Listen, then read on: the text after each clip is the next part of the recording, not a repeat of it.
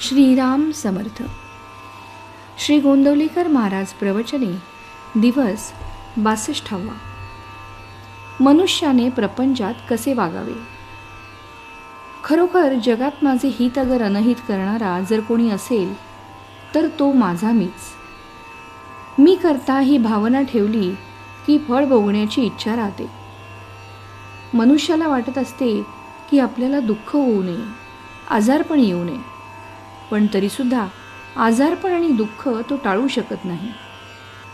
म्हणजे मी करता ही जी आपली भावना असते ती निखालस खोटी ठरते. मालकी नसताना घराची मालकी गाजवण्याचा आपण प्रयत्न करतो, याला काय करावे. तेव्हा प्रापंचिकात आणि संतात फरक हाच की ते करते पण रामाकडे देतात आणि आम्ही ते आपल्याकडे घेतो. राम करता म्हणावे की सुख कल्याण सर्व काही आलेच. त्याच्याकडे सर्व सोपवा आणि आनंदात राहा, त्यातच खरे हित आहे. गोड खायला देऊ नका असे डॉक्टरने बजावून सांगितले असताही रोग्याच्या इच्छेप्रमाणे गोड पदार्थ त्याला खायला घातला तर आपण त्याचे अनहितच करतो. तसे विषयाच्या लालचीने विषयाला बळी पडून आपले अनहित आपणच करून घेत असतो. आजारी माणसाला 3 गोष्टी कराव्या लागतात. 1 कुपथ्य टाळणे, 2 पथ्य सांभाळणे आणि 3 औषध घेणे. तसेच भवरोग्यालाही 3 गोष्टी कराव्या लागतात. 1 दुस्संगती, अनाचार, मिथ्या भाषण, द्वेष, मत्सर वगैरे अवगुणांचा त्याग करणे. 2 सत्संगती, सद्ग्रंथ सेवन, सद्विचार आणि सदाचार असणे. आणि 3 आणि सर्वात महत्त्वाची गोष्ट म्हणजे नामस्मरण करणे. हेच औषध सेवन होय. साधन हे वयावर अवलंबून नाही. मी केव्हा जाणार हे माहीत नाही, तेव्हा वयाने मी मला मोठाच म्हटले पाहिजे. आपण आपल्या जिभेला नामाचा चाळाच लावून घ्यावा.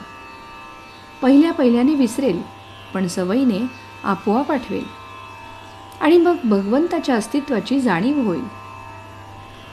साधनात थोडी बळजबरी पाहिजेच, नियम थोडा असावा, पण तो प्राणापलीकडे सांभाळावा. नियम जास्त केला तर तो चुकवता कसा येईल याचा मार्ग मन शोधायला लागते. नाम घेणे हेच भगवंताकडे चालणे होय. साधनेत पुढे आलेले आपण मागे जात नाही ना, याकडे लक्ष पाहिजे. नामाबद्दलची तळमळ कमी व्हायला बाहेरच्या कितीतरी गोष्टी कारण आहेत. रोजचा प्रपंच आहे, व्यवहार आहे, मागच्या आठवणी आहेत, पुढची काळजी आहे. अशात आपले नामस्मरण हट्टाने चालू ठेवले पाहिजे. नामात गोडी उत्पन्न व्हायला नामच घेतले पाहिजे. देवाला अत्यंत प्रिय जर काही असेल तर ते म्हणजे त्याचे नाम. ते घेतल्याने तो आपलासा होईल. देव तुम्हाला खात्रीने भेटेल. जसे पाणी गोठल्यावर बर्फ होते तसे नाम घेतल्याने श्रद्धा घट्ट होते. श्रद्धेमुळे देवाला तुम्हाला भेटावेच लागेल. त्रिवेणीचा संगम जर कोणता असेल तर तो म्हणजे देव, भक्त आणि नाम. जिथे देव असेल तिथे भक्त आणि नाम असते, आणि जिथे भक्त असतो तिथे नाम आणि देव असतो. तात्पर्य, तुम्ही भगवंताच्या प्रेमाने अगदी भरून जा, आपापसात प्रेम वाढवा. श्रीराम समर्थ.